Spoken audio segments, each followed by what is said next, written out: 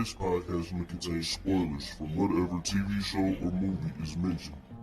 Please listen at your own discretion. Welcome to Viewers Anonymous.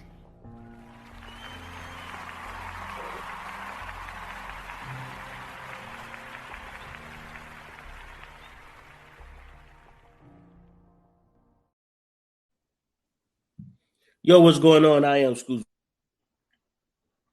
And I am S. Foster.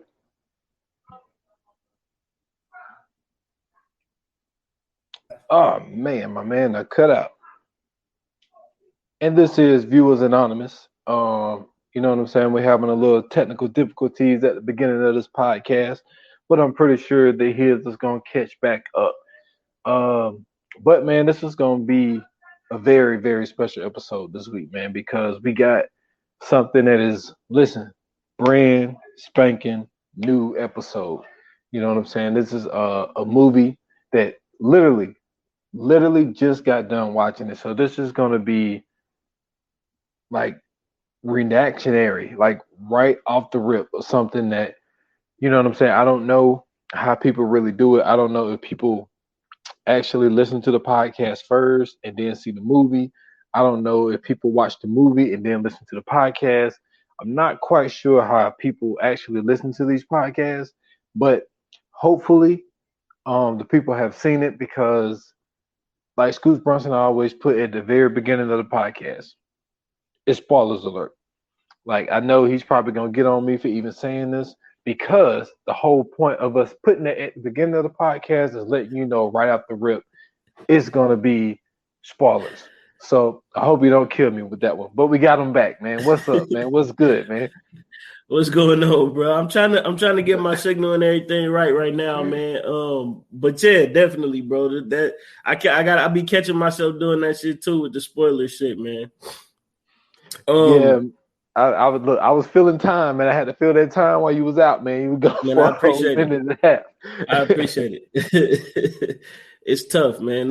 My kids playing the video games right now, so you know what I'm saying. I gotta make sure they gotta cut one of them bad boys off in order to keep a good signal. And then it's crazy because I just got a different router, and I upped my internet plan, so I don't know what's going on, man. Man, it's a scam, man. They're scamming all of us, man, because they know we gotta have it, and they know we gonna pay for it regardless. So they're like, look, we can give y'all the least amount of shit and tell y'all we giving you, you know what I'm saying, the best coverage ever. Yeah. And you paying for it, and you ain't gonna do nothing but complain about it. You know what I'm saying? And still gonna pay for it. Yes, sir. Every time. But how you doing though, man? Everything good? Man, I'm great, man. Got done with a real crazy work week, you know what I'm saying? But, excited about this episode. Got a baseball game tomorrow, so, it's going to be pretty good, man. It's going to end up, all fair and that's not how I'm supposed to say that. But it's going to end up good. I was about to say it's gonna end up all fair and war, but I was like, nah, I don't think that's where that goes.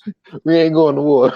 Yeah, not at all. That's what I'm saying. Listen, man, I told you, bro. I fell asleep earlier. I was trying to stay up, bro. I've been in the sun all day and shit, but I'm good now. I'm here. That is How funny, you doing, man. bro?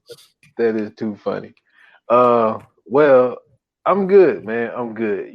A little upset that I agreed to go in to work tomorrow. You know what I'm saying? On Saturday. I don't really like fucking with the Saturdays, but they want us to be a team and say, oh, well, this guy hasn't been off on a Saturday in this long, and so I'm like, man, whatever, man. So this will be it's still gonna be a 5-day work week for me. So it's like, man, let me just go ahead and knock this shit out real quick.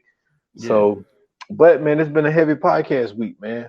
You know what I'm saying? We did our normal Tuesday, you know what I'm saying? And this past weekend, because we was working, man, because the holiday week, man, you put in a lot of work. You know what I'm saying? You did a Stolen Time podcast with me. I did a Shameless episode of 28 minutes or less. Yep. You know what I'm saying? Then we did a bonus episode, which I thought you was gonna put out before this one. No. Got to put the bonus last, man. Got to put the bonus last. Yeah, we got something special for y'all. It's already there. You know what I'm saying? It's already been done. And then, man, I finally got that one interview in. You know what I'm Yeah, saying? I was listening to that earlier, man. I ain't finished it, but it's starting off good, man. Yeah, man. Got my guy Sergio Gillum on the podcast with me. You know what I'm saying? Coach in the arena football ranks. So you know what I'm saying? It turned out to be a good episode, man. So it was real fun to do. That's what's up, bro. That is what's up. So, man, listen. For everybody that's listening, we are doing something that's actually pretty fairly new. I don't think we ever did this before. Nah, this first time. Okay, yeah. So we are doing an instant reaction pod to a movie that just came out today. I'm actually looking forward to doing this later on down the line as well. I know, you know what I'm saying, we done tried a whole bunch of stuff and put a whole bunch of stuff together, but this is one of the ones where it's a little bit more difficult to do because we just seen it. So we really don't have everything processed like it would be or like we could from, you know what I'm saying, a movie that we've seen not too long ago. And excuse me, you know what I'm saying, we rewatched, you know what I'm saying, to do the episode. So this is just we going off for one full watch. Some distractions, you know what I'm saying? Yeah. Some sleep in between, like all kind of shit. So we tried to get this movie in. We, you know what I'm saying, we got it in. It's finally done. So the movie that we're doing today is The Conjuring. The Devil Made Me Do It.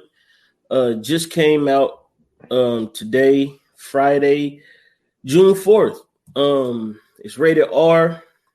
It was specially released on HBO Max. Shout out to them for doing that deal with Warner Brothers. I think that was probably one of the best deals made during the pandemic. You know, no competition there. I can't lie to you. I don't see anybody giving them any competition. It's a lot of other movies that they have coming down the line. So far, they've been dropping bombs. I mean, nothing but bombs on Netflix. They've been dropping it on Amazon Prime. They've been dropping it on Hulu, all of them. I don't think they're going to be able to keep up if HBO Max keep this up. Now, before we get into it, it's rumored that, and I haven't checked this yet because I was watching the movie, but I believe that Loki is on Disney Plus now. I thought it was supposed to be I thought it was supposed to come out this upcoming Wednesday. Okay, I'm gonna hold you. I'm gonna take your word for that until I go check because I don't know. But I was seeing something on YouTube where it had like the full first episode. So I don't know.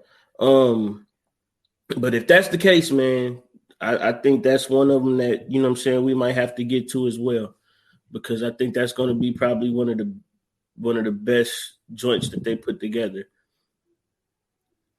Yeah, I'm looking on here now. I don't see Loki. So okay, cool. I think but if I'm not mistaken, it's supposed to be Wednesday. Next Wednesday. Okay. It's upcoming Wednesday. Yep. All right. Well, I'm gonna make sure I keep my ears and eyes out for that one because, man, listen, the TV series that they've had so far with WandaVision, with Falcon and Winter Soldier, they've been the shit, man. I can't lie. So Loki looked like it's gonna be a good one. Yeah, and you are a villain guy. Oh, so yeah. You know what I'm saying? So I know you really fuck with Loki. Like, my thing with Loki is he be back and forth, man. But yeah, I mean, they made him an anti-hero in this one. I get it, because I mean by back and forth because it's like, you know, 1 minute he's against Thor, and the next thing you know he's helping Thor out, and then it's like, you know what I'm saying? So he kind of go, you know, like he can't make his mind up if he wants to be the villain. I mean, I know he wants to be the man. Like that's evident. Like, we know Loki wants to be the man, but it's just like his love for his brother is kind of like, you know, keep him. Yeah, that's the beauty of it, though. Level. Yeah, that's the beauty of it. You know what I'm saying? He has that battle in himself, to where it's like, you know, he has that envy, he has that jealousy, of wanting to be the king of Asgard, wanting to be loved by Odin, you know what I'm saying, the same way that he loved Thor. And, you know what I'm saying, he wanted the people to love him just like they love Thor. But he also has, you know what I'm saying, that love for Odin and that love for Thor and Asgard that, you know, he'll go as far as he can, but he won't go too far. And I think that's the, you know what I'm saying, like that's the genius of it all. That makes that character what it is. And one more time before we get to it, you know what I'm saying? This is something that we said we're gonna try to start doing. So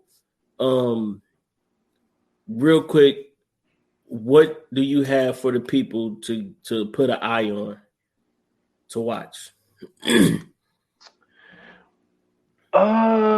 Real quick, because I haven't started the third season yet. Mm-hmm. But I've been a fan of the first two seasons, and that is Black Monday on Showtime. You know what I'm saying? They got Regina Hall, got Don Cheadle.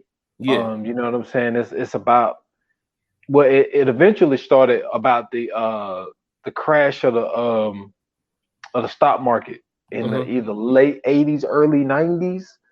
And obviously it has a whole bunch of side stories to it or whatnot, but I'm getting to the end. I'm about to finish up City on the Hill, and once I finish up City on the Hill, that's when I'm gonna start back on Black Monday. So I think that is a show, man, that I think people enjoy. It's in that comedy realm, so you know what I'm saying. You're gonna get some laughs. You're gonna see a lot of coke being done. You know what I'm saying? So you know that's that time period for it. So, but yeah, that's a show that I would tell people if. I mean, but anything pretty much with Regina Hall, man. Regina Hall, she never really. I can't really think of anything where she like missed. You know what I'm saying? She's made a lot of great decisions in Hollywood, man. Like I can't really think of a movie where it was just like, oh man, Regina Hall was in this and that movie was trash. I can't think of anything. So Black Monday, man, on Showtime. Cool, man. For me, it is High on the Hog. It's a documentary that's on Netflix. It's talking about how African American cuisine kind of helped shape the culture of America. It starts, of course, all the way from slavery to now. Just, you know what I'm saying? It basically just goes through the cultural aspect of Black American cuisine. And I think that it's one of those, not necessarily educational, but it's an interesting documentary. It's one of those ones that you'll be surprised at some of the shit that you find out in that doc. But it's on Netflix, so go check that out. High on the Hog. Okay. That's what's up. That's what's up. So, man, you ready? Yes, sir, man. Let's go, man. Let's get into this. Yeah, this is your realm right here, man. You know what I'm saying? I'm just a visitor right now. This is your realm. But I'm excited for this. Man, listen. So we was doing our little, you know what I'm saying, a little pre-production, if you want to call it that. And I said that something that the very first thing that I noticed about this that was different from the other two Conjurings is they, instead of it being, I mean, don't get me wrong, it still was had the supernatural shit. You know what I'm saying? Because you said that this was the most supernatural type of out of the three Conjurings. You said this had the most supernatural stuff in it. Yeah, but it's mostly been about, you know, demons and you know what I'm saying, and all types of spirits and shit like that. Right. But now it still has that. But this time, what I noticed is they brought in witchcraft. Yeah. I know witchcraft wasn't in the first two. You know what I'm saying? Yeah. So that's what I noticed that was different about this one, was how they brought in witchcraft into this whole thing. And so that's what I thought what made this special. So it was just like, and I like how, and also this time around, they actually gave you a court case. Yeah. Yeah. You know what I'm saying? So this it hasn't happened before. Now, me and you were talking before we started, and Hmm. like as far as the Conjuring universe, you called it, Yeah. like this is the first time that they done this, as you know, actually involving the court case and actually bringing in witchcraft and all this type of stuff. So Yeah. that's what made this one very unique, and that's what I noticed from my very first watch of this. Yeah, for me, like I said, it was the supernatural element. I think that it was used a lot more in this movie. You know what I'm saying, like even the fact that like they were showing the hands of the demons like in broad daylight, you know what I'm saying, and then switching, going from the, you know what I'm saying, bringing the cadavers to life, you know what I mean. And I mean, just it was like it was dope to see like the different elements that they used, and like you said, like bringing the witchcraft and the occult into it. Like I thought that was interesting because, you know what I'm saying, we see how Lorraine was, they dude said it was her powers, but it's like, you know what I'm saying, like Ed said, it was really her gift, and she was really like using her gift to really like find Solve this a shit. case. Yeah, and it was like it was dope because, like as I was watching it, I was looking up stuff, you know what I'm saying, as I'm watching it and everything. And you, during this specific case, I believe it's based off this, I think it said the Snedeker house or something like that they were saying. But the actual name of the dude is what did they call him in this movie? His name was Do you pronounce it Arnie. Arnie? But his name, Johnson. but yeah, but his real name is Arnie Cheyenne Johnson, which is actually a real person. So is Debbie, and basically, you know what I'm saying. Like you said, this is off of an actual court case, and he was about to get the death penalty. They got it knocked down to a manslaughter or whatever. But this was, so like they were saying, like this is the first time in American history where somebody was basically on trial for being possessed by the devil. Yeah, and this is Like, and it's wild. And this is the first time I heard that it happened twice in London, yeah, in the UK, yep. in the That UK. so So that was crazy, man. yeah, and what I thought was funny, I wish they would have shown it, but one scene that stood out as far as what we're talking about as the whole court case thing is so the Johnson guy's lawyer was like, yo, like I don't believe in this stuff. I know y'all Hmm. do this, all this little shit. And they was like, won't you come over to dinner? And if you're not convinced by that time, then we'll just let it go. Her And then ass it was there goes the straight. next. Hey, hey, she was in that courtroom and like, man, we plead not guilty for a Yeah. demonic presence. But I was like, Hmm. yo, and she looked so shook, boy, like she was like shook. Yeah. And I wish they would have shown what actually happened, like what they actually showed that woman. And I don't know if they played a tape for her. I don't know if they took her in that room and just I don't know. Just But showed her all whatever the they shit. did, yeah, whatever they did, they Hmm. they got her on the side. But I also thought it was a great argument to use Yeah. that they want you to put your hand on a Bible and say that That you in was the that presence was a of very God. interesting point. Yeah. Yeah. So I thought that was dope because like that's the thing. Like everybody always wants to admit that God can be present. But Hmm. then when it comes to the devil, you know what I'm saying, people don't want to, Hmm. believe in that. So I thought that was dope to throw that into that argument when they was talking to that lawyer lady. Okay, I got a question for you, right? Shoot. What happened to exorcisms? Because it seemed It like after the '80s, like the devil gave up on like possessing niggas. well, I wouldn't say that they gave up on it because I think that I mean, even when you look at all of the movies that they tried to redo, I think the problem became people just couldn't never catch the first Exorcist. And I remember doing I did a list on horror Yeah. movies. And one of the movies that I put in there was a 2012 movie, The Possession. Yeah. Now, that's the only movie in like shit, really my lifetime that was really, really good that was dealing with exorcisms. Mm-hmm. And that movie was really good, but that exorcism was done by a rabbi. So when was it supposedly have been done though?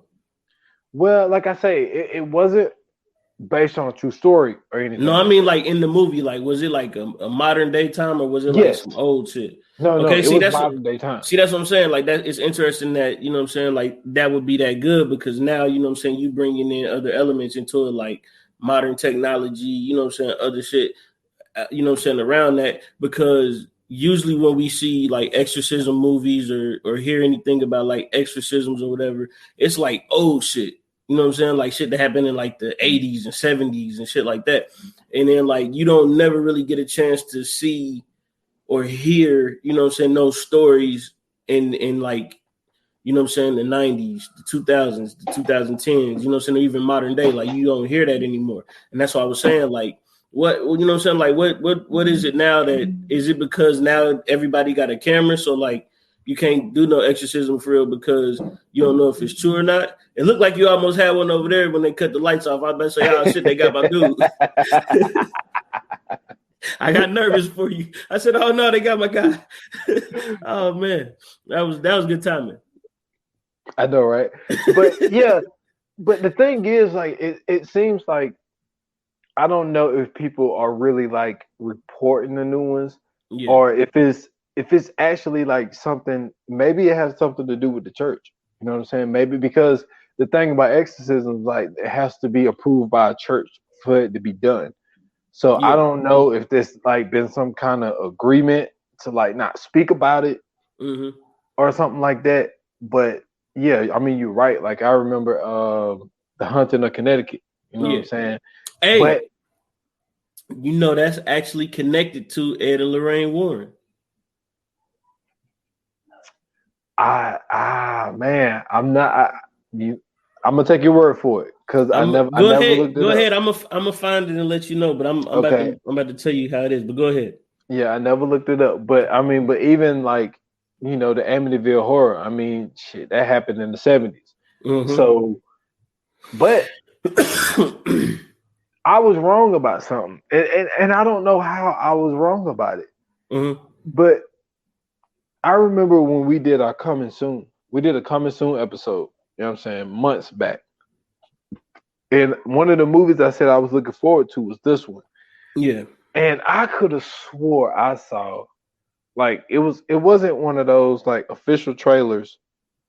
I mean, it was only like how they give you those little trailers that's like 30 seconds or 45 seconds. Like it's not like a whole trailer. Mm-hmm. And my assumption of it was that they was doing it on the Amityville house. Yeah. I was completely wrong about that. So if it was, and now I could have just let it slide. You know what I'm saying? Like, because the people, like, we put out so much content that maybe people don't even notice that I even said that. So I'm gonna go ahead and put it out there that I did say that I thought that it was gonna be about that, but it Uh-huh. had absolutely nothing to do with that. What, So the Amityville? yes. They actually did. So listen, this is what I'm telling you now, right? So peep game. Remember when I said the Snedeker house? Mm-hmm. That's about the hunting in Connecticut. Okay. So they saying in 1890, I mean, boy, I don't went dyslexic. So in 1986, they arrived and proclaimed the Snedeker house, which was a former funeral home that was supposed to be infested with demons. And Mm-hmm. then let me see. Um, and they was involved in 75 with the Amityville horror. You know what I'm saying? Everybody knows the story about that. But basically, they were some of the ones who um ended up bringing it to light. So they have been around like some shit. So the Annabelle, like the doll that's in Annabelle, really ain't supposed to be that doll. It's supposed to be like a Raggedy Ann doll. Um, Let me see. The Conjuring 2 was based on the Enfield Poltergeist. Uh, And then the Smurl family, which is what the Hunted was about. I guess it's a book about a demon that never mind. Don't pay that no attention. We can move on. Yo, that's crazy. Just look, y'all Google Smurl family and y'all see what I was laughing at. But okay.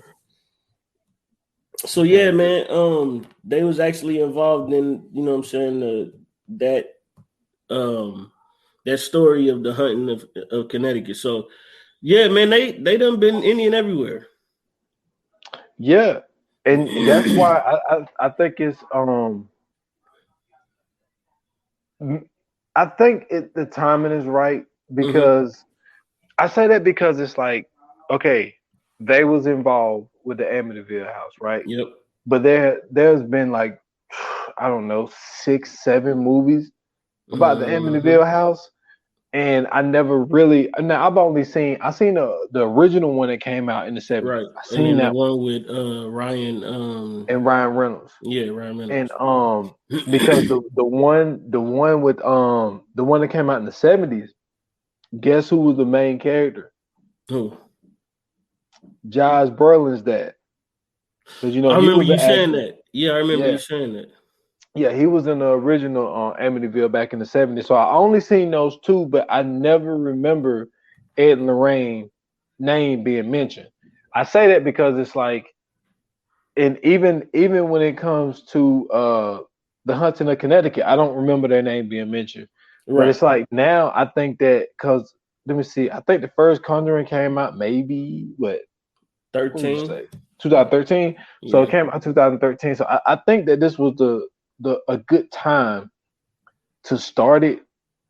So them getting this shine now, I think it's dope because I'm not sure. Maybe I should do my research beforehand. They're dead now. Yeah. She died in 19. I think he died like in 90 something, but she died in 19. Oh, okay. Yeah. She was the last one alive. But the room that they show in the movies, that's supposed to be like the museum that they have in the back of their house. They had a museum in the back of their house where you could actually go see all that shit. Man, like, I don't know if I want to go in there, dude.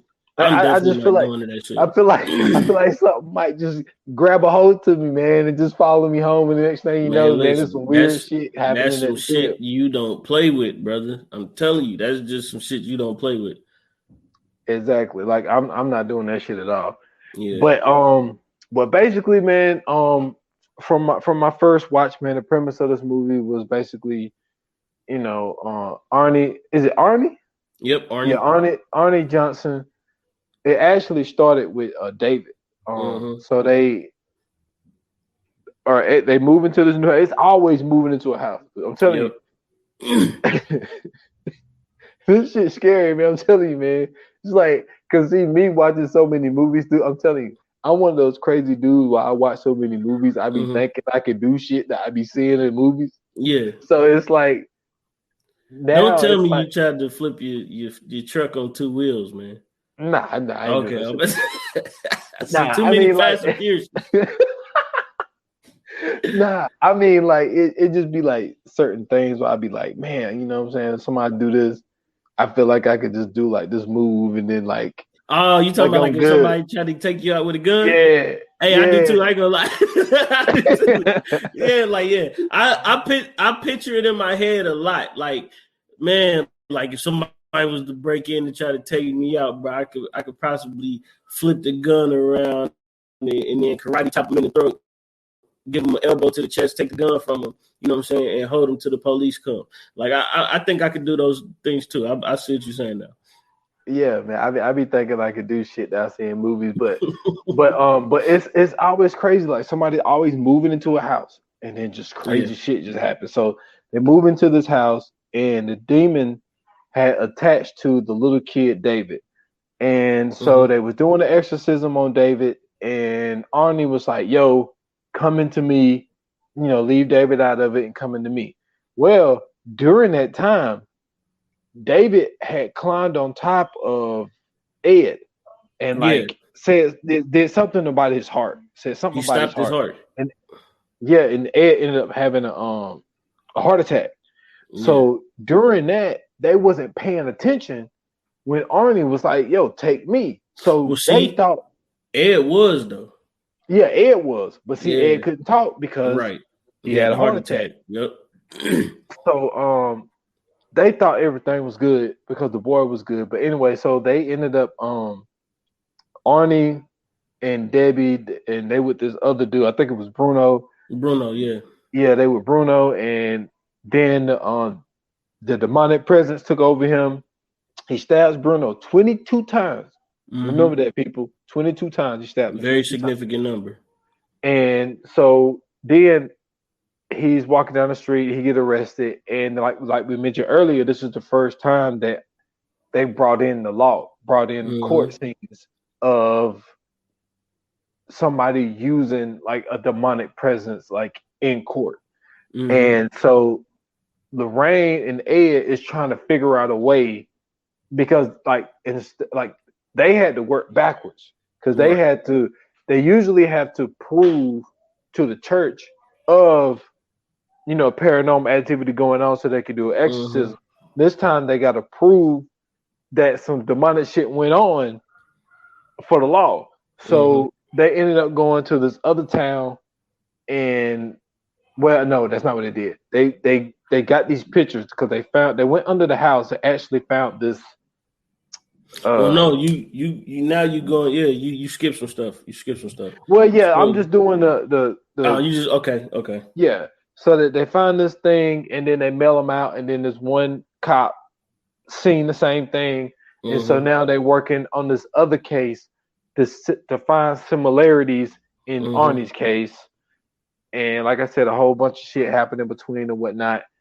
But that's basically really the premise of the movie. I mean, there's obviously some other shit to get into, Right. but that's basically like the premise like of the movie of what ended up happening. They basically trying to use the same situations from one case to help Arnie get out of jail and try to basically clear his name, so they would say that that him being possessed was real. So let's get into it, man. The exorcism. This is the only thing that pissed me off about the movie, right? Okay. So what is this guy's name? Drew. Drew is like they intern or whatever. So Drew had the camera set up. You know what I'm saying? He recording everything that's going on. They got David on the table. You know what I'm saying? Ed had to go grab him from upstairs. As he's dragging him down the stairs, the demon is actually pulling him back and scratching the walls on the way downstairs. So, you know what I'm saying? Ed tell him, hey, hold him, you know what I'm saying? Everybody grab an arm, leg, whatever, hold him down.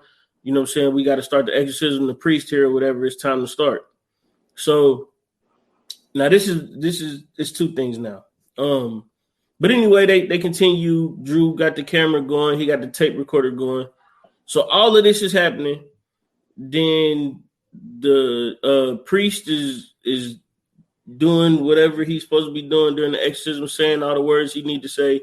And then next thing you know, like this nigga becomes like this ABDC dancer. He started breaking his bones and he become a contortionist. You know what I'm saying? And then in the middle of his contortion, next thing you know, a hurricane come through the room, plates and shit flying. One of the plates hit the priest in the head. He get knocked out. So Ed got to go check on this motherfucker, and then he ain't getting up. So now Ed got to take over and do it. And then, you know what I'm saying, that basically go into, like you said, you know what I'm saying, little David got up and, you know what I'm saying, he basically knocked everybody back. He was throwing motherfuckers in the walls. He gave Ed a heart attack. And then Arnie grabbed him up and was like, you know what I'm saying, quit being a coward, get out my little homie, you know what I'm saying, take a real one, you know what I'm saying? And then shit, the devil was like, all right then, you mine. And he transferred bodies. So first thing, they had this on film, right? And they had this on tape. Don't you think that would have been enough to use in court to hear? Because like at the end of the movie, they play the actual live tape, the actual recording of what happened. Don't you think that would have been enough for them to be like, hey, you know what I'm saying? Maybe this motherfucker was possessed. But it was David though. That's what I'm saying. But they only played part of the tape. That wasn't the whole tape. True. But I don't know how much they recorded after Ed was on the ground, because you got to remember, from the way that the movie shows it, so the exorcism is on David, and Arnie was asking for it to take him. Right. Now remember when that what you call a hurricane, it come through, it knocked the camera down. So the camera, you can't see anything. Well, so it's interesting you say that too, because in that scene, remember when the camera was looking at the TV, that shit looked like a portal. Yes, like it had. Yeah, that was interesting that they had that in there though. I just wanted to say that though, but yeah. So I mean, that is true. We don't know how much they recorded, but for me, that shit was enough. Like when I heard that at the end, I was like, oh shit, like this is some real shit that went down. So, and I ain't gonna lie, that shit was pretty motherfucking clear for it to be on the fucking cassette tape too. So I don't know if, you know what I'm saying, that was the original recording. That shit come on, man. They remastered that shit, man. That's what I'm saying. That shit sounded a little, somebody, Parks was on the boards on that motherfucker, bro. Like that motherfucker sounded a little bit too crisp. But it was interesting hearing the actual, you know what I'm saying, like hearing the actual audio of it, because like you don't usually get to hear that during those movies when they try to say like it's based on a true story or whatever. So that, and then the second one is like, where are these priests coming from? Like who are these priests that they just keep giving Ed and Lorraine? Because these niggas ain't got no type of like no tightness with God or nothing, bro. Like I don't get these niggas. These niggas ain't got no kind of pull whatsoever in heaven, because like I don't think these niggas made it, because every time the priest is like praying or whatever you want to call, I don't know what they call it, performing the exorcism, nothing is happening. Man, these demons are strong, man. They've been down in hell forever, man. They're trying to get up here. They gotta. I feel you, but what I'm saying is like this nigga at first, you know what I'm saying, whatever he said, it looked like it was working. And then, like, all that shit changed because David started laughing. I was like, oh, well, that didn't work. Man. And then he started throwing, like, holy water on him, but then he stopped doing that. I'm like, no, throw more on that motherfucker. Like, that shit was working. What are you doing?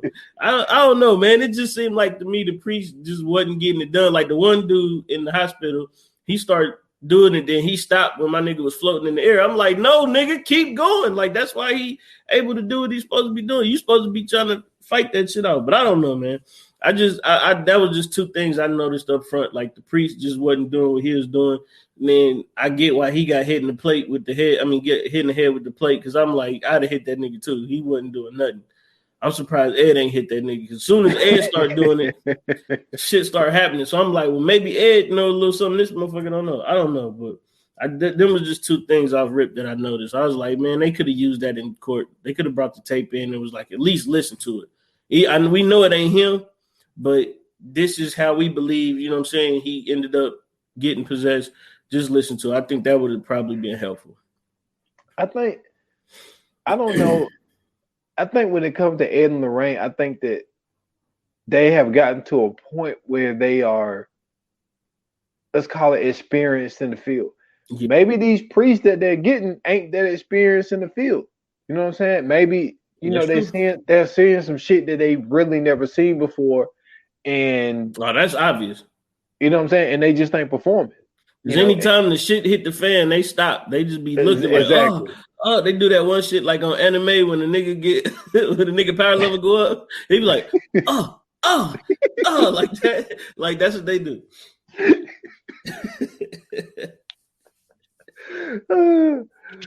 Oh man, you stupid. Yeah, man. But yeah, I think there's some of it, but I don't know if they could have used the tape because Arnie wasn't the main focus. Mm-hmm. But what I did thought was interesting was when when they moved into the house, right? Mm-hmm. And David went upstairs, but he got on that waterbed, but Word. man, that shit was crazy. Man, what? He took too Hey, long to get off that motherfucker. yeah, I don't know.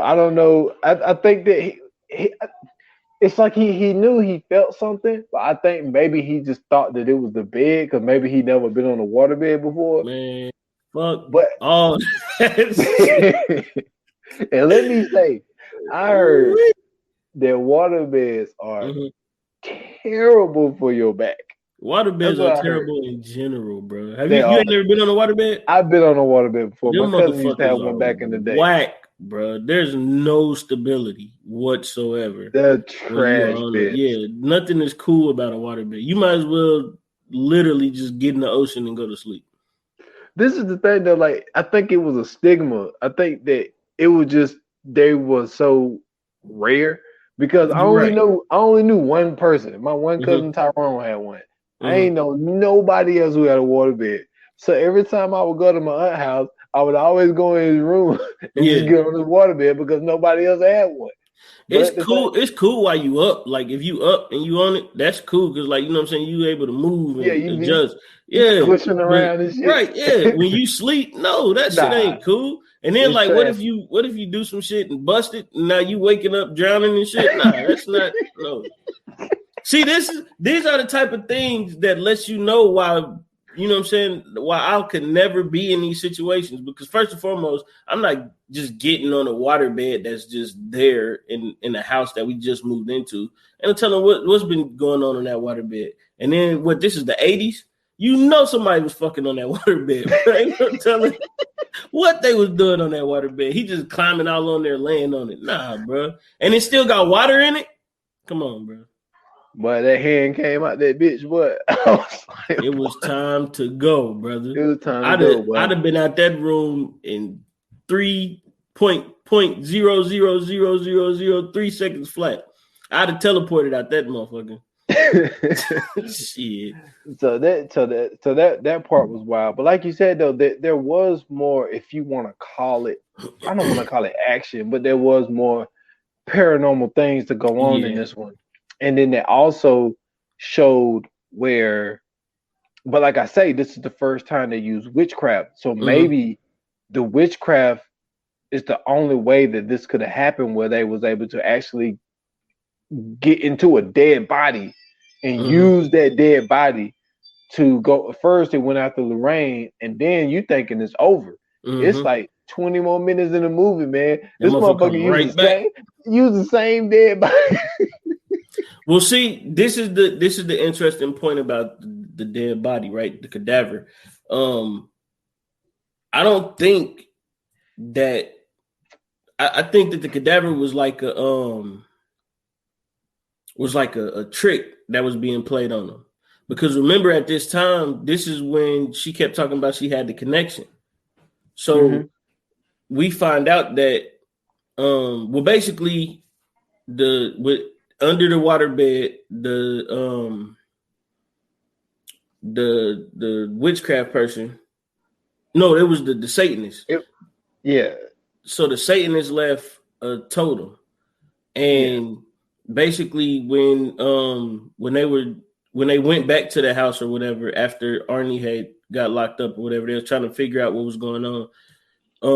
They looked up under this rug. They seen that the wood was like dying out. It was drawn out, decrepit or whatever, and they go up under the house, right where the room is, and it's this thing sitting up under the house.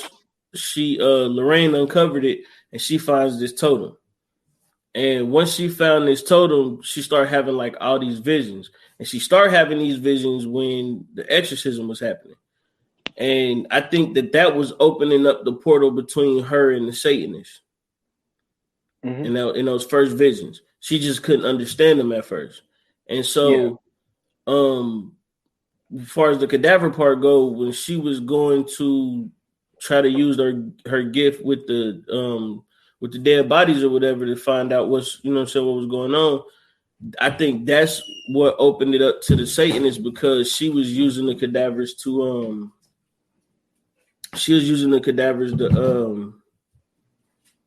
you know what I'm saying, basically scare them off. Yeah. And like let's elaborate more on that. So like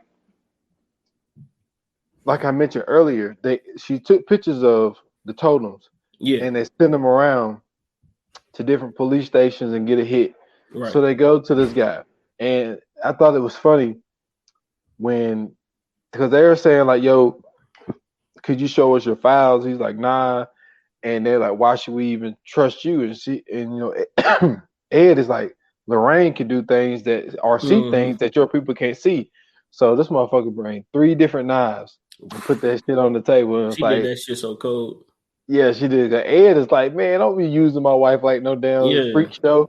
And she was able to pick which knife that was part of the murder. So that right there was like, okay, this woman. And then it was so funny. I had to laugh, and I think that's when my old lady left because she thought I was stupid. Because when they was in the car, and he was like, it was a 1 out of 3. Yeah, it was a 1 in 3 chance. Like, you know, it was a 1 in 3 chance. You know. And so I thought that shit was funny. I just busted out laughing because I thought the shit was funny. But then, like, she's like, yo, you just passed the turn. And it's like, damn, I did. So then he turns around, and then that's when she started doing her thing. And this part was dope as fuck. Yes. Because, like, they always talk about Lorraine's gifts, right? But they never really... They'll never get into it.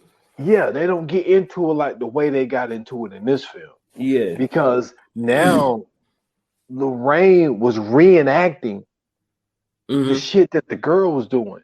Yeah. And what was dope about it was like they was out there during the day, but when she was envisioning it happened at night. She was actually envisioning the actual scene of everything. Yeah. So it's going back and forth from day and night, and night. And I was like, yo, this shit is brilliant. Like, I love the way they set that up. But anyway, so she reenacts the crime where the girl stabbed the other girl 22 times. Yep. And then what we ended up uncovering is the person that the lady that does the witchcraft stuff, the soul has to kill a soul and kill itself.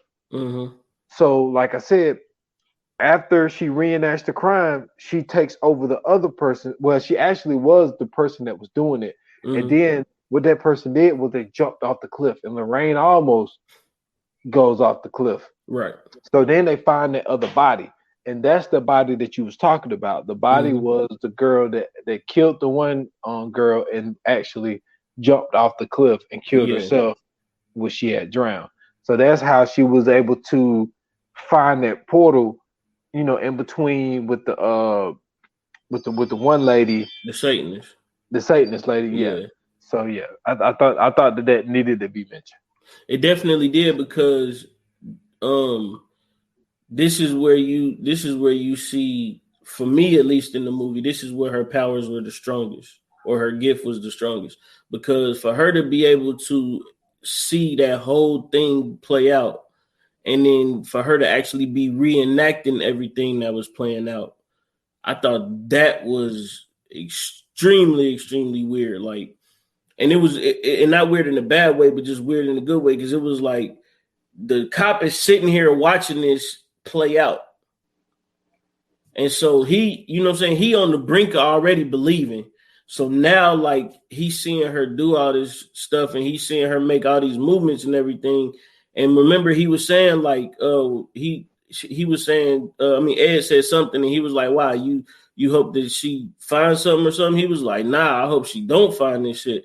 Like, we don't know what this shit gonna open up. But I think that of course we find out this all was supposed to be set up for a reason. But I think that within this was opening her up to be able to make that completion with the Satanists. Because for her to go in, reenact the scene, almost fall off the cliff, and then realize that, you know what I'm saying, that body was there, that was making her clairvoyance expand, you know what I'm saying? It was strengthening it.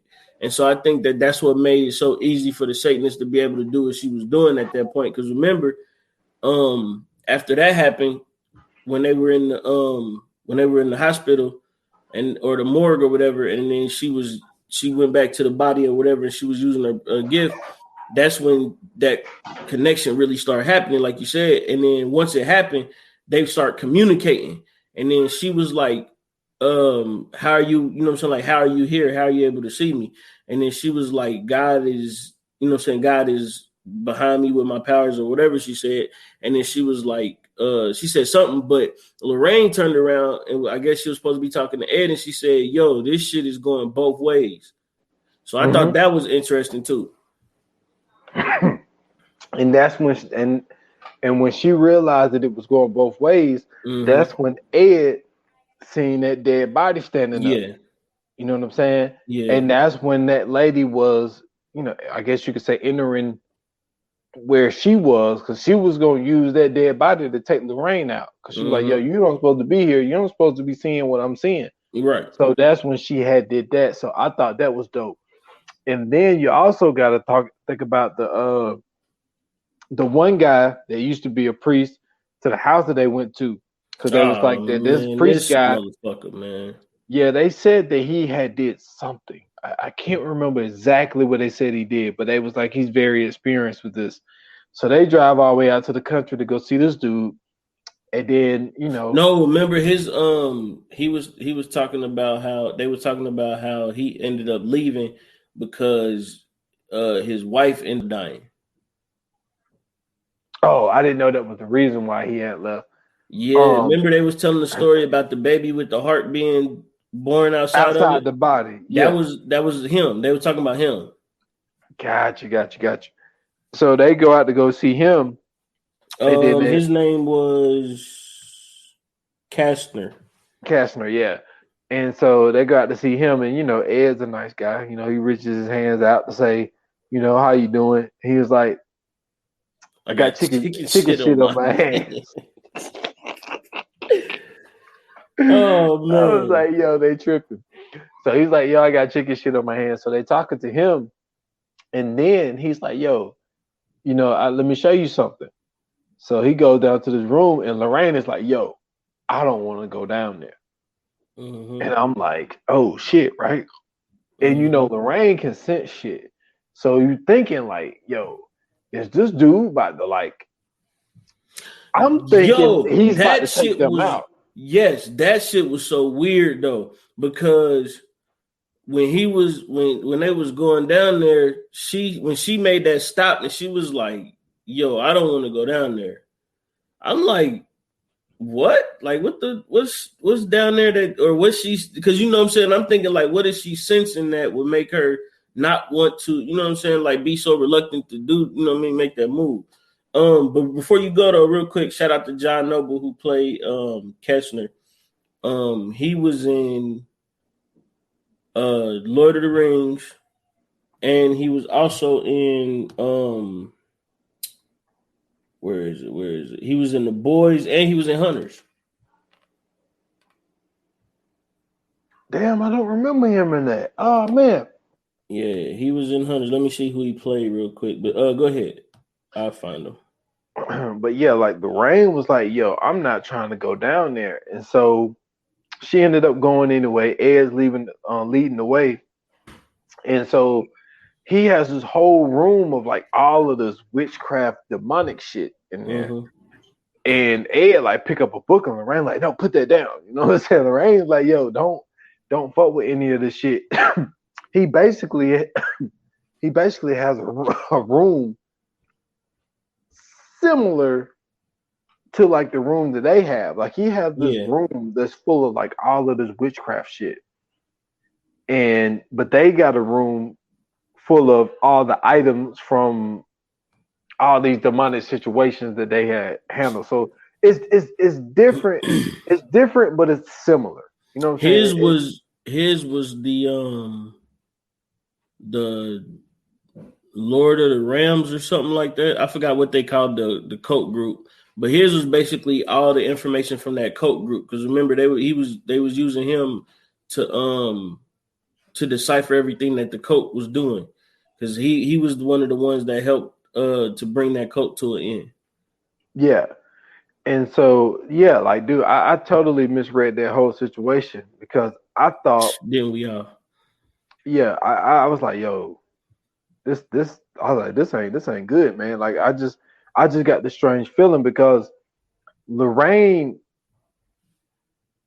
she usually have like these visions where she can like kind of see shit before it happens, and like now she didn't have one, but like she just got like, you know what I'm saying, like if you into this whole thing, like you notice like she has like these feelings in her gut, and like for her to have that feeling in her gut, she ended up being right, but she didn't know what it was about yet. You know what I'm Yeah. saying? So like her gut feeling was right, but we didn't find that out till towards the end of the movie. Right. Yeah, and it's like what I thought was, you know what I'm saying, like one of those things that, you know what I'm saying, kind of throw it all off was how his introduction was. You know what I'm saying? Like he was kind of like standoffish. Because like remember when he seen the picture, the first thing he said was like, yo, you know what I'm saying, y'all need to go ahead and just drop this shit, leave it alone. Like he didn't even he wasn't trying to offer no help, no nothing for real, for real. He was just like, yo, y'all need to drop this shit and leave it alone. And then when he started talking about it, like the way he was talking about it, it wasn't really like you know what I'm saying? Like it wasn't really like a negative connotation. It was more so like an admiration for it. Like the way he was talking about the totems when he was saying like, yo, they use these, you know what I'm saying? Like the Satanist gets powers and, you know what I'm saying, they become super powerful for it. So, I mean, I thought that kind of stuck out to me like as like something to keep an eye on. Like something ain't right about that motherfucker. But we find out that the Satanist is basically controlling Arnie. And like, you know what I'm saying, like controlling them to the point to where once she continue or like once she starts to do her thing or whatever, keeps it going, she can basically literally control his body from how he walking, how he talking, his actions, all that shit. So I thought that was, you know what I'm saying, that was another thing that was kind of stood out to me in this one. I was like, man, like for her to be able to have that kind of control is wild. Because she also did the same thing with Ed. Yes, and she did the same thing with the girl. Yeah. The girl was the one who started it. Yeah. So yeah, it was it was definitely interesting to see because like and I thought it was dope how they was able to go back when Arnie was in jail, and now the one dude the one priest tried to help him by giving him holy water. Yeah. And he put holy water in a circle and he was sitting in between it. That shit didn't help though. Girl. Now and see, I'm glad you said that too, because that threw me off too. Because remember, he was sitting in the circle of holy water, and then he had the rest of it in his hand. And when he crushed it in his hand, I was like, yo, why didn't, you know what I'm saying? Like, how is that shit still affecting him if he's in the, you know what I'm saying, supposed to be protected by the holy water? Like, I'm lost. But now that you brought up the fact that this was witchcraft, it all makes sense now. All of this shit is making sense now as to why certain shit wasn't working with, you know what I'm saying, with the regular exorcism. Yeah. Yeah, because that like it's a different kind of I don't know if I mean, would you call it? Yeah, like I don't know if you would call it like a different kind of demonic type of presence. Like it's not the same. You know what I'm saying? Like you can't use the same methods that you would use in a regular exorcism if it's just because regular it's a different process. Because I noticed that when they would be talking, even when he was when Kessler was talking about the totems, and he was like, they summon the demons. So technically the demons ain't coming from a natural situation or whatever their natural situation would be.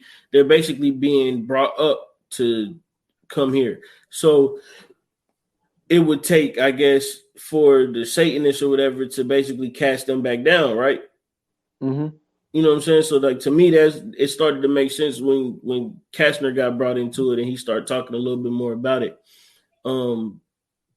I started to kind of understand a little bit why the priest wasn't as good as they're supposed to be. Why? Because of that situation? Because it was witchcraft? Yeah, because it was witchcraft. It wasn't necessarily like, you know what I'm saying, like demonic presence. It was the witchcraft that was causing it all. So I mean, yeah, it would probably do a little bit to do it, but then you bring, you got to go into all that Wiccan stuff and all that, and, you know what I'm saying, and the cultist stuff to be able to, you know what I'm saying, fight that back. Yeah, because and like what I was gonna mention was, because I was piggybacking off of what you were saying, like after he put that holy water in a circle, she still was able to take over him. Exactly. It's like she did the whole thing of where she, closed her hand and it busted the holy water bottle, and then she picked up a piece of glass and then cut the wrist. And I was just like, yo, like this shit is crazy. Because to think like there's nothing that you like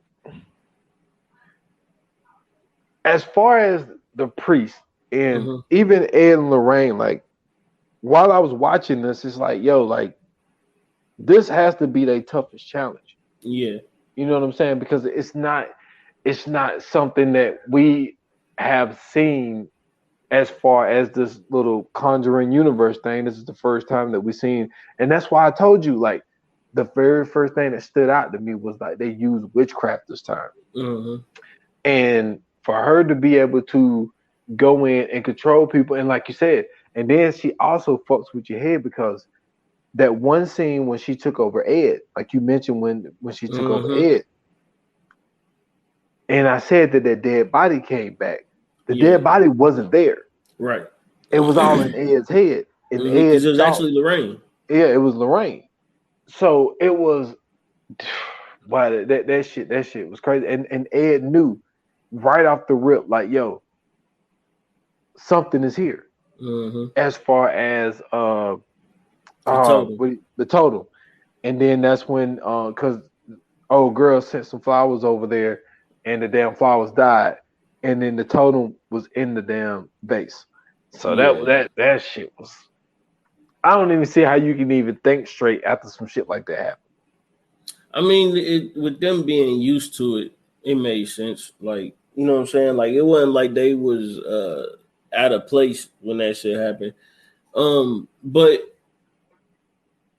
we then see that they found out what was going on. They went to go talk to Kastner. Lorraine goes to talk to Kastner. Kastner tells Lorraine the story about how at one point in time, you know what I'm saying, he had a wife and he had a child. His wife died. And it was basically the same story that we heard. And this time that, you know what I'm saying, he was explaining how as she was growing up and he was basically going through with the occult shit and breaking it down and explaining it, how for her it became an obsession. You know what I'm saying? She wanted to know more and learn more, whatever, and then eventually she did. And she knew what was going on because she was able to use Lorraine's sight to be able to see what was going on. So she was able to use the connection to find out what the hell Lorraine was doing. And Kastner opens up this like bookcase secret way or whatever, tell her go through it. He closed it, then boom, here come the goddamn Satanist. So she pop up, she sliced my man's throat.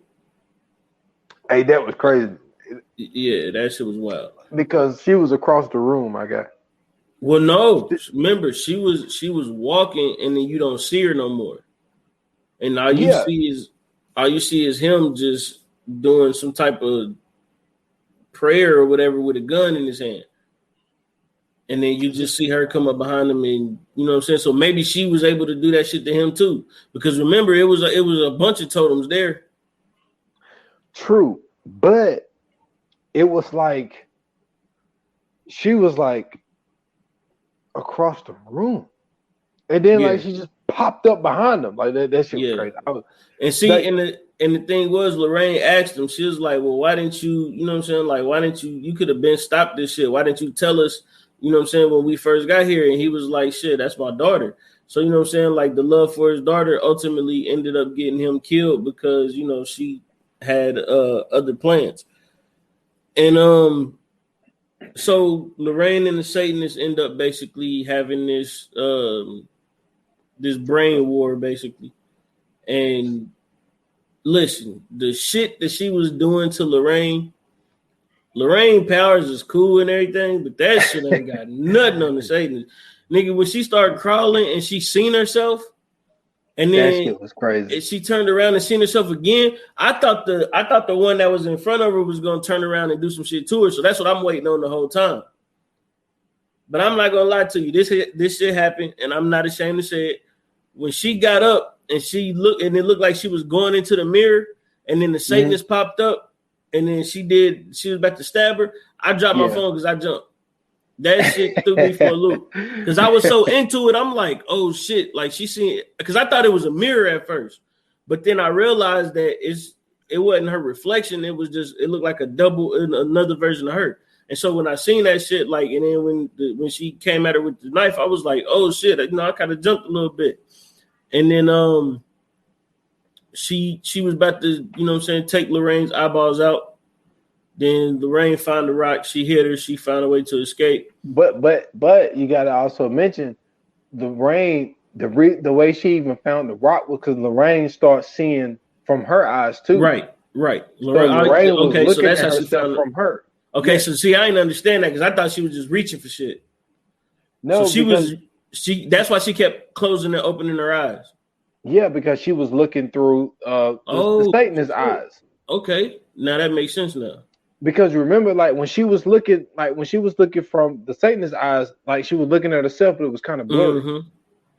And like then she kind of looked. Then like she looked from the Satanist eyes. She looked over to the left, her right, and saw that there was a rock over there. Mm-hmm. And that's when she leaned over and got the rock. Now, yeah, she got the rock and took off on her. Now, granted, at the same time, there's no way you can still hold her hand and reach for a damn rock and hit that bitch upside the head. But you know what I mean. For the sake of the movie, it was necessary. Yeah. So we see that happen, and then next thing you know, you got Ed coming. You know what I'm saying? Ed find out what's going on. Him and Drew, you know what I'm saying? They convening. They found out that these incidences are happening in the same place except for one specific incident, which was the girl, and they like, man, why is this one all the way over here? But then they said something in the report that she came home with that totem in a box. So she was like, well, where did she go to school? And it just so happened that she go to school in Fairfield, which is right in the vicinity of where they were. So they find out where the secret Satanist hideout is, which was of course under Kastner's house. Then Ed get there, he find a sledgehammer, he break through the little lock, through the little I don't know, the floor gates or whatever, go down, he go to the underground. Then next thing you know, he hear Lorraine's voice. He looking around underground for Lorraine. He trying to find her. He see her running at him, and then boom, here come the Satanist with her voodoo magic. And you know what I'm saying? She blew hit that nigga in the face. Man, that shit was the smoothest shit I've ever seen. I'm not gonna lie to you. That was a great scene, bro. They put that motherfucking scene together because when you see it, you see Lorraine running with the flashlight.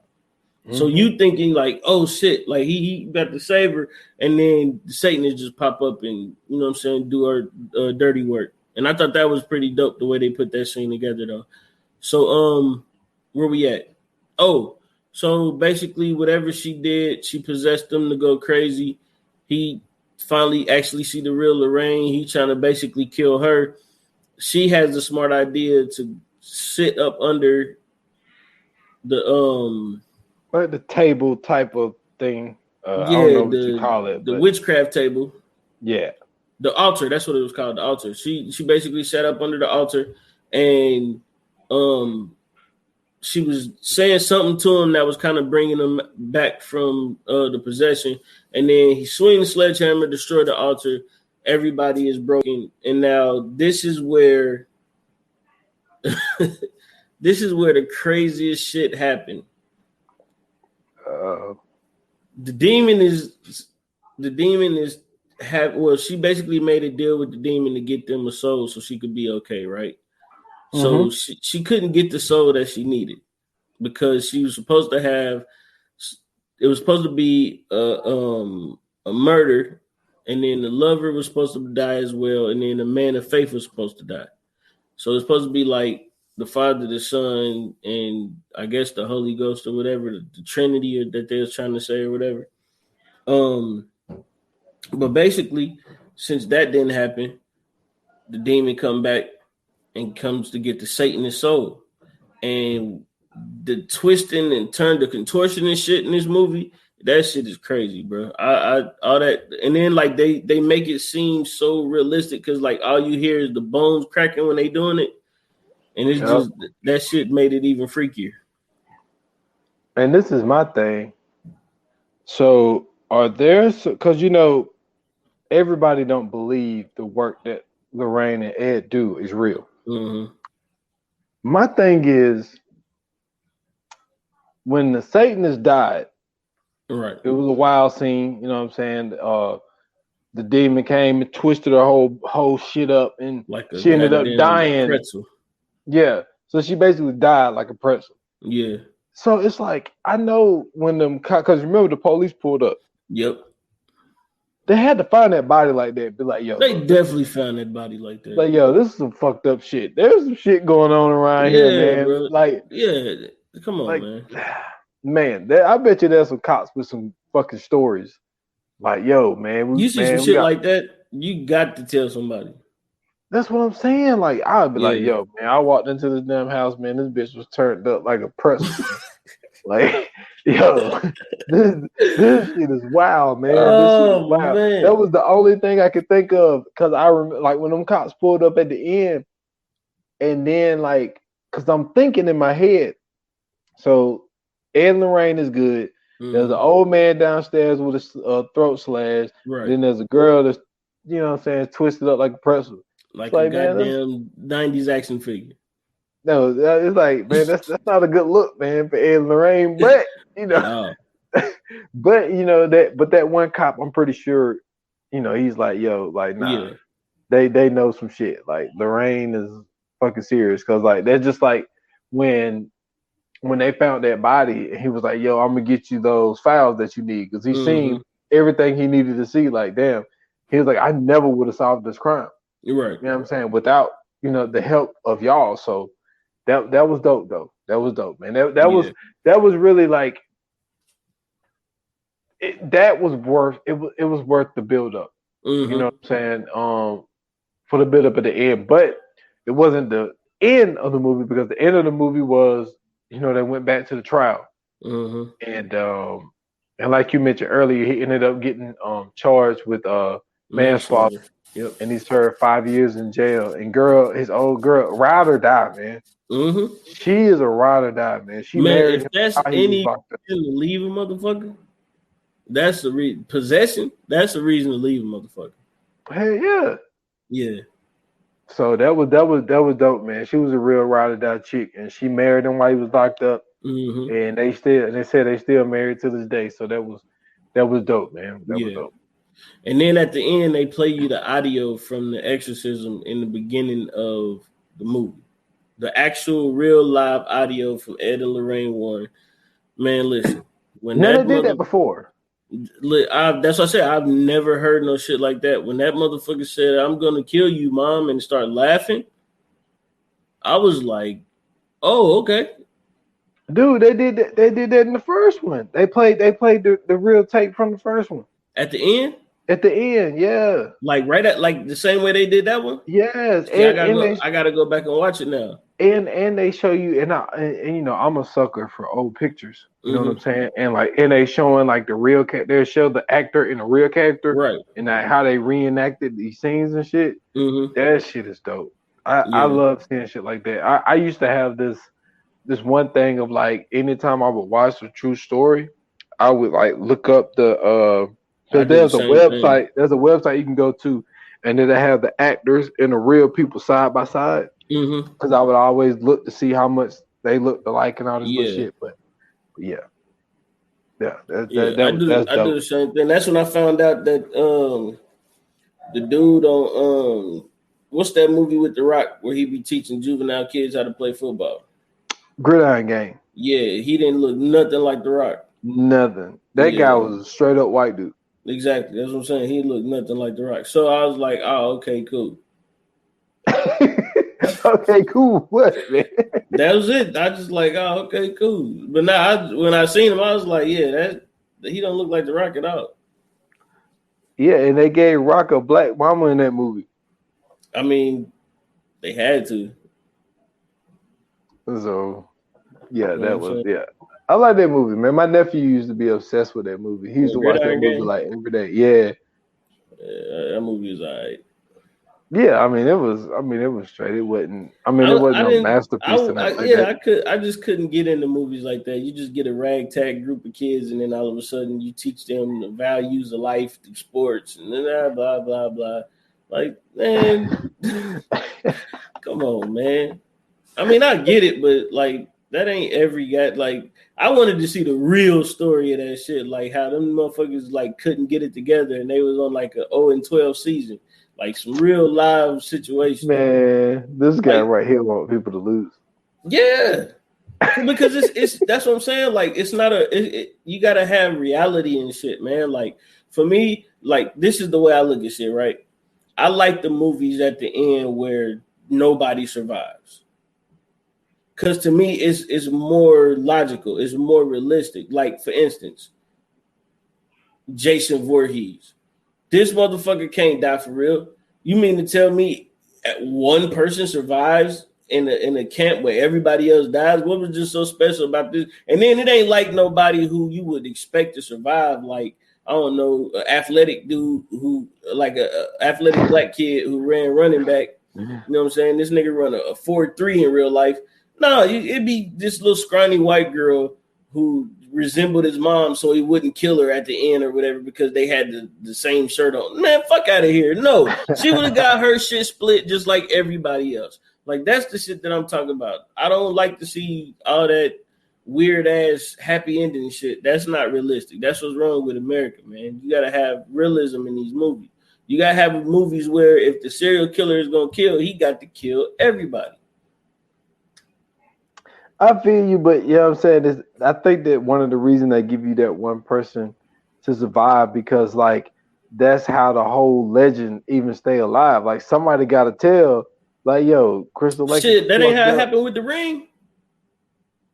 The Ring was a rumor, remember? The Ring. Hold on, wait a minute. Now, how did the tape get out? Let me see. Because remember, they say if you watch this tape, well, then you'll have only 7 days to live. It was a rumor. But it was a rumor. But what it was, they found the tape in this room. And so then the person watching, remember you had 7 days before you died. Right. So you could spread the rumor within those 7 days and then they died. And then somebody else would watch the tape because nobody would believe it. Right. You know, so yeah. So that was nobody, well, it ended up being a survivor because they ended up figuring out like if you dub the tape, then you good. But see, that's the shit I'm talking about, bro. Shit like that. That's not realistic. You mean to tell me that you can dub this tape and then everything is good? I'm lost. How is that the reason that this bitch can crawl through TVs? You can't defeat a dub. You can't defeat a bootleg. Come on, man. It's because she wanted to be heard, man. Like that was the way she was being heard, man. Bootleg make another tape. Yeah, the bootleg style. Yeah, bro. I'm cool, man. See, that's the shit I'm talking about. Like, it's just small shit like that pisses me off. Like, you mean to tell me she done crawled through TVs, She done appeared, you know what I'm saying, through everything. She killing niggas in a week, you know what I'm saying, tops.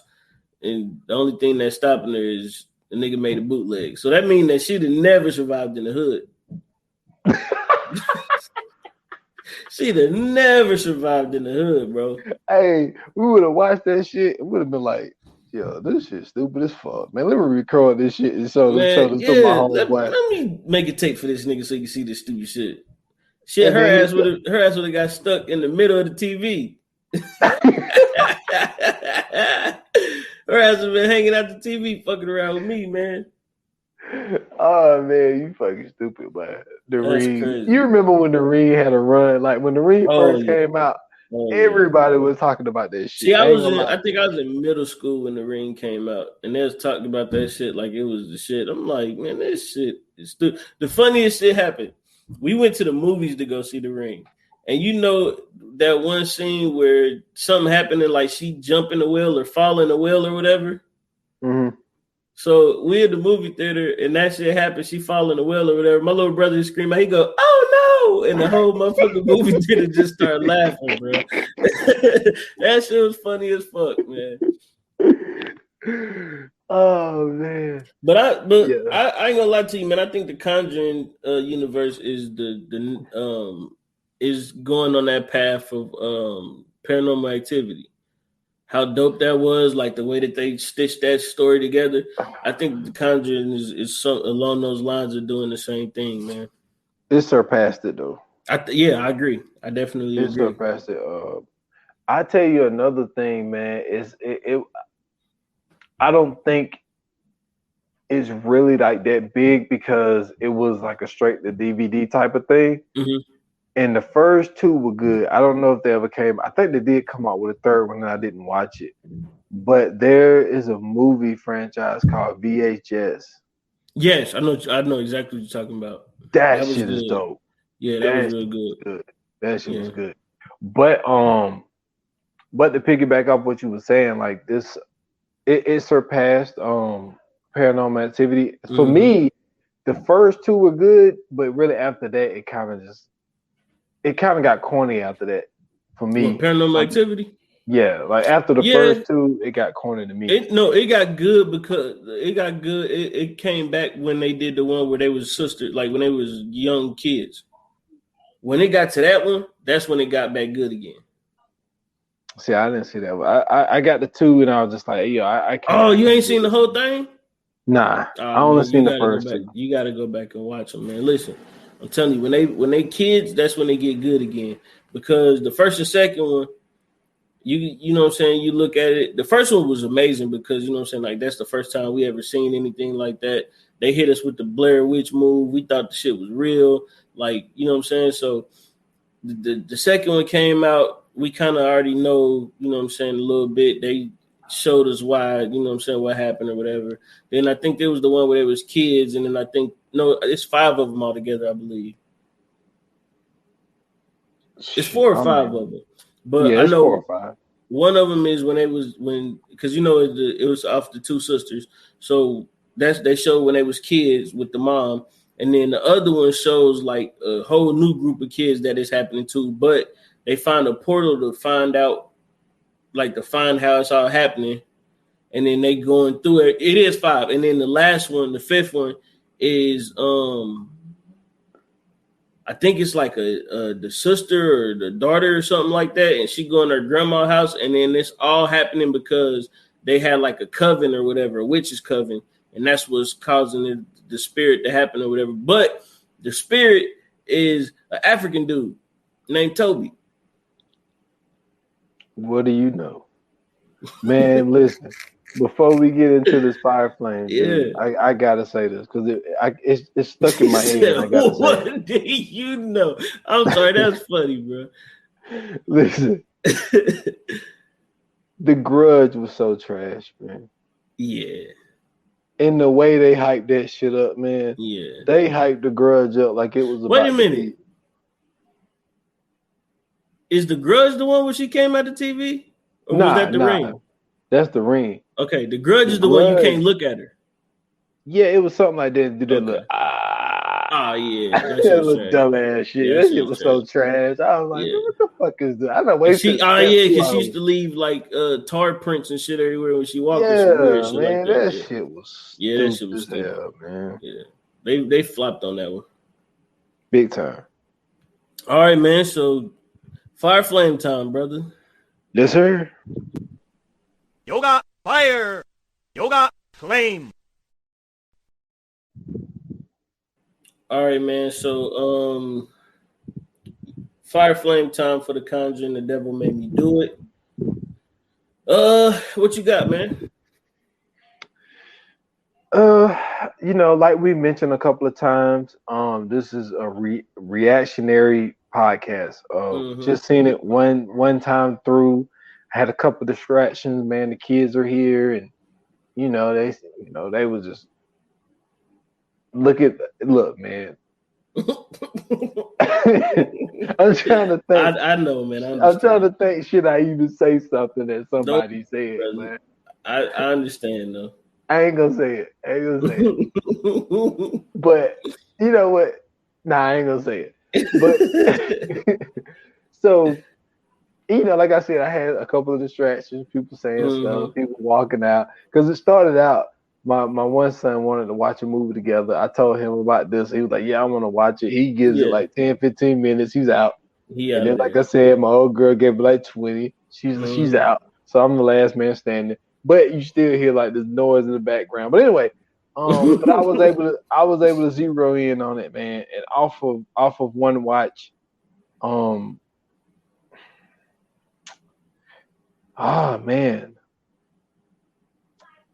I'm not gonna overreact. I'm gonna give it a 4 right now. Okay. I'm gonna give it a 4. I need to see it just a little bit more, maybe one more time, and like really be able to focus. Because I want to say like it's one of my favorite ones. Like just out of the 3 Conjurings, like this one was it turned out to be really really good. But I don't want to be too reactionary, so I'm just gonna give it a 4, man. For right now, I don't know how it's going to connect to the next one. And the reason that, you know what I'm saying, for that reason, I'm not sure if I'm gonna give it the right rating. I know what rating I'm gonna give. Okay, so first and foremost, like I said, this is the most paranormal and all that, you know what I'm saying, otherworldly shit. It's the most that we done seen, supernatural everywhere in this movie. Like you said, they brought in, you know what I'm saying, a new element with witchcraft. I thought it was dope to see you know what I'm saying, some of the effects and everything that they used. You know what I mean? It's good to see that the original Ed and Lorraine came back. You know what I'm saying? They still doing that. Usually you get them motherfuckers that they try to switch one out. You know what I'm saying? They try to unviv us somewhere between the, you know what I'm saying, 4th and 5th movie. So I'm gonna be honest with you, man. I'm gonna give it a 3 because until I see how it connects to the next one, I'm gonna stay at a 3. I ain't mad at it. Like I say, man, it's hard because like reacting off of literally just seeing it, like, you know what I'm saying, a couple of hours ago, but I ain't mad at it though, man. It was a really good film, man.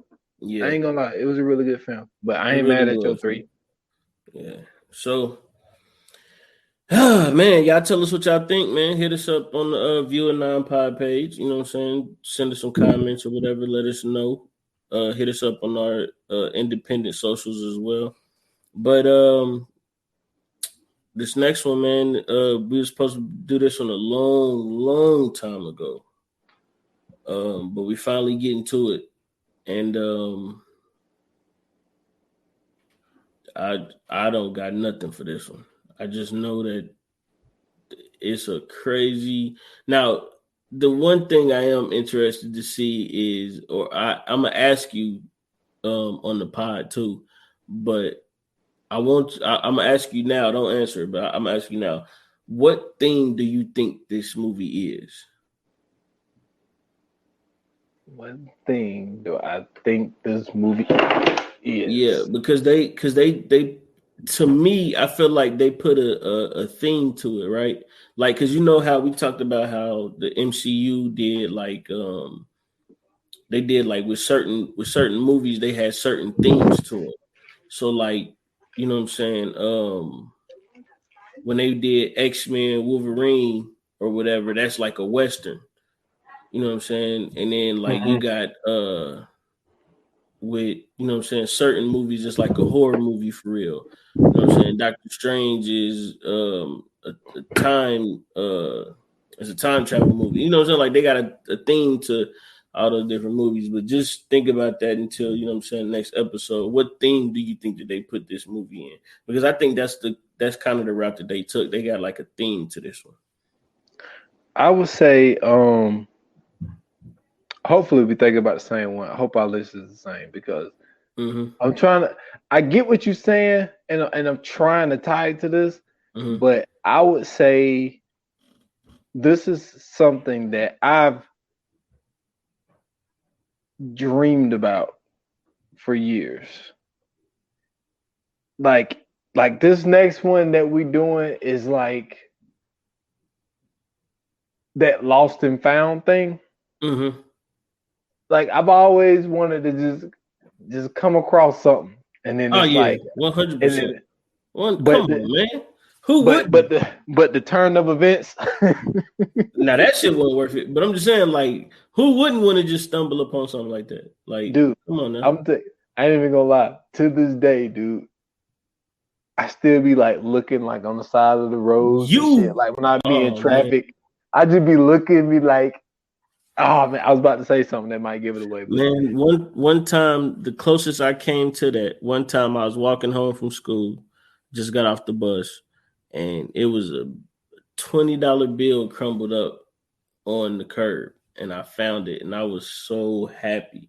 So I can just imagine how somebody would feel coming across a large bag of money like this. But you know what I'm saying? I remember coming across, I was working and I look on side the road and there's a book bag. Just out on the side of the road. Black book bag. Had to scoop it. What was in it? Man, it was just books and shit, man. Man. Hold on, when was this? Oh my God, this was like shit. 6, 7, 8. No, it was longer than that because I've been on my route for like going like 7 years. So this had to be like 10, 11 years ago. Wait a minute, bro. Time out. So you mean to tell me, nigga, around the time of 9/11? No. This is way after 9/11. Okay, never mind. Yeah, that's 20 years ago. I know. Listen, I told you, bro. I just woke up not too long ago. I'm tripping. Because listen, I was about to say, bro, you picked a fucking bag up around the time of 9/11. You are a fucking G. I'd have seen that shit, nigga, and been gone, bro.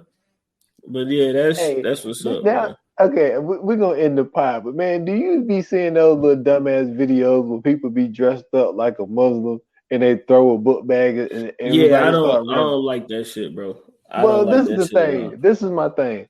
For number one, if you know they religion, they suicide bombers. They don't run from the bag. Well, see, that's not the religion part of it. The suicide bomber thing is like the extreme, the beyond extreme version of what jihad would be. So like, because they keep trying to use that word jihad. So like jihad is just basically anything that goes against the Islamic faith. So you basically like say if somebody is eating pork, right? And you don't want to eat pork, then that's jihad. Like you're not eating pork because that's, you know what I'm saying, against the Islamic faith. So that's how jihad is. Jihad is just going against the Islamic faith. So when you see that and hear that on TV and then they start talking about like suicide bombers and shit, don't pay that shit no attention. That's like beyond extreme. But I don't like those videos because, you know what I'm saying, like that portrays that religion and those people in such a negative way. And then not only that, like, bro, that shit caused all kind of calamity and chaos. Like, imagine if you did that to the wrong motherfucker and they see that shit, and then they got a gun on them, and then they just start shooting. And now, you know what I'm saying, you got a dead YouTuber because he tried to make up a goofy ass video. I just don't think that kind of shit is cool. Or not even that. Like, what if you do that shit to the motherfucker and they got a heart problem and have a heart attack, like Ed, and then next thing you know, they don't make it though. Damn, man, why he had to throw Ed on the I'm just saying, like, you know what I'm saying, like that type shit, man. I don't know. It's certain shit like with those YouTube videos, like they be doing, like the one dudes they go through the hood or they go through a neighborhood and like just snatch a nigga phone, be like, this mine now, and then get jumped and then try to this is a prank, bro. That's not a cool prank, man. You don't know what's going on in people's lives. What if this nigga was in the middle of a call and he finally got through and he trying to pay a bill for keep his lights on, you snatch his phone, hang up. Now he can't get through now his lights get cut off because you want to be a motherfucking asshole and prank somebody. You know what I'm saying? Like, I'm just saying, man. You never know. Look, man, y'all can find me at Foster8, man, on Instagram and Twitter. This guy, I swear to God, man, this guy, man, he never seems to amaze me. Man, listen. That's how I think, bro. Like I'm telling you, man, you just don't know. Like with certain shit, bro, you don't know. You never know what's going on with certain people. That's why I don't fuck with people. I keep to myself.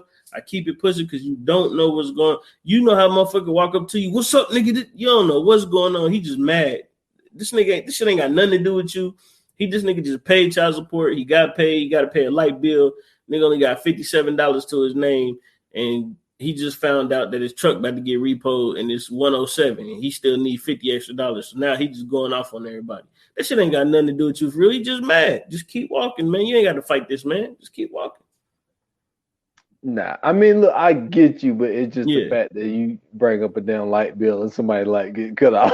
Hey, man, look, I'm telling you, bro, you'll see what I'm talking about one day, bro. I know. You're going to see one of these videos. You're going to see one of these YouTube videos where they're going to be doing one of them goofy ass pranks where they snatch somebody's phone and this motherfucker was literally about to pay his light bill or about to order something and they miss out a motherfucker about to get some Jordans on whatever the shoe app is and he snatched his phone at the wrong time.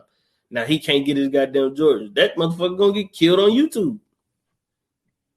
Man. Quit playing with these people, man. Your damn your explanations be the funniest shit ever. I'm telling you, bro. Just the funniest shit ever. Man, like Lil Duval said, you never know, shawty. You never know. That you don't, man. That you don't. Yeah, man. But what man. if you snatch a nigga phone and this nigga is one of the occultist people? Now all of a sudden you got a goddamn demon chasing you around. Quit fucking with these goddamn people. All right, man. Okay, it's time. It's done time. That's real. I had to tie it in, man. I had to tie it in. It was a good one. It was a good one, but it's time to go. Look, man, S.Foster8 on Instagram and Twitter. Stolen Time Pod on Instagram. The Stolen Time Podcast on Facebook. Like I mentioned at the beginning of the podcast, man, got a fresh double feature out, man. I had my homeboy Sergio Gillum on. So go check out that, man. It was episode 45 of the 28 Minutes or Less and episode 212 of the Stolen Time Podcast. So go check that out on all major platforms. For sure, man. Y'all make sure y'all go follow me at Scoots Bronson on Twitter, Scoots Bronson _TV on Instagram, and then Scoots Bronson TV on YouTube. Make sure you go check out 15 Minutes of Fame. Got some new episodes coming out real soon. Make sure you also go to View a Non-Pod on Instagram, and make sure you follow the VA Pod Watch group on Facebook. So that's where you can find us. And that's it. Thank you guys for tuning in. Thank you guys for listening. We greatly appreciate it. Like they say in Hollywood, that's a wrap. Cut.